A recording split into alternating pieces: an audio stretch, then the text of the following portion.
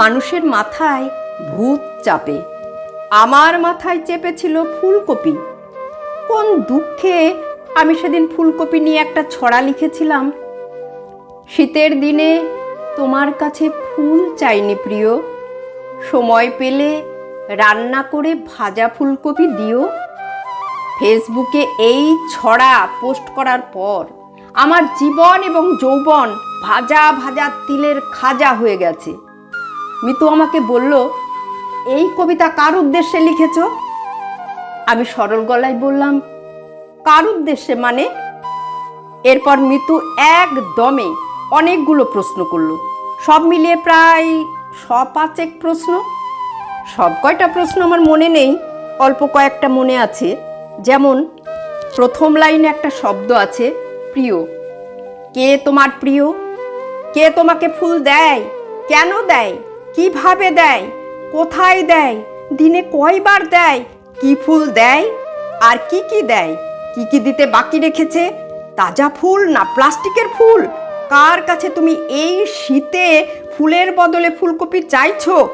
এত কিছু থাকতে ফুলকপি চাইতে গেলে কেন? কাঁচা ফুলকপি না চেয়ে রান্না করা ফুলকপি কেন চাইলে? অন্য কোনো মেয়ে কেন তোমার জন্য ফুলকপি রাঁধবে? ঘরের রান্না মুখে রোচে না? ফুলকপি মানে কি সবজি ফুলকপি, না এর গোপন অর্থ আছে? সারা জীবন ফুলকপি খেয়েও শখ মেটেনি, আর কত ফুলকপি চাও? কবে তোমার পেট ভরবে? বুড়ো হচ্ছ আর খিদে বাড়ছে না? পাইছো কি তুমি? তোমাকে কি আমি খেতে দেই না? রাস্তাঘাটে ফুলকপি চেয়ে বেড়াও।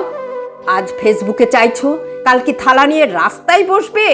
পরশু কি পত্রিকায় বিজ্ঞাপন দেবে? আমার কাছে চাইলে কি আর আমি ফুলকপি দিতাম না? সর্বশেষ প্রশ্নটা বড়ই নির্মম। তোমার এত লোভ কেন? আমি কোনো প্রশ্নের উত্তর গুছিয়ে দিতে পারিনি। ফলে আমার জীবন হয়ে গেছে ফুলকপিময়। সকালে রুটির সাথে ফুলকপি ভাজা, দুপুরে রান্না করা ফুলকপি, রাত্রে ফুলকপি দিয়ে মাছ, বেলায় বেলায় ফুলকপি আর ফুলকপি, মাঝখানে ফুলকপির স্যুপ পর্যন্ত খেতে হয়েছে। গত সপ্তাহে আমি যে পরিমাণ ফুলকপি খেয়েছি, মাটি ও মানুষের উপস্থাপকও তার গোটা জীবনে এতগুলো ফুলকপি দেখেননি। আজ সন্ধ্যায় বললাম, মিতু আদা দিয়ে একটু লাল চা করে দাও, সর্দি লেগেছে। মিতু পাথর মুখ করে চা বানাতে গেল। আমি ভয়ে ভয়ে রইলাম, চায়ে আদার বদলে ফুলকপি দিয়ে ফেলে কিনা কে জানে। অশেষ কৃপায় খানিক বাদে মিতু আদা চা নিয়ে আসলে।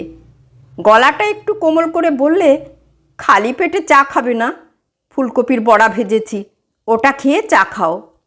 আরেকটা প্রশ্ন ছিল, এখন মনে পড়ছে, কি আছে ফুলকপিতে যা আমার নেই? বলে কান্না। আরেকটা প্রশ্ন ছিল, এখন মনে পড়ল, সত্যি করে বলো তো, আমাকে না জানিয়ে তুমি এ পর্যন্ত কতগুলি ফুলকপি খেয়েছো লুকিয়ে লুকিয়ে?